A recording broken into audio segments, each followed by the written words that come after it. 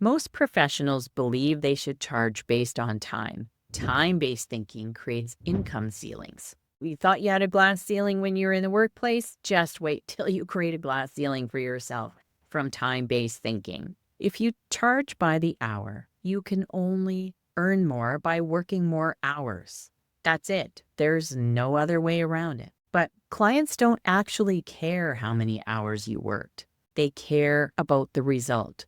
They care about the outcome. They care about you fulfilling the promise you made to them. That's the result. Employees sell time. Businesses sell outcomes. They sell results.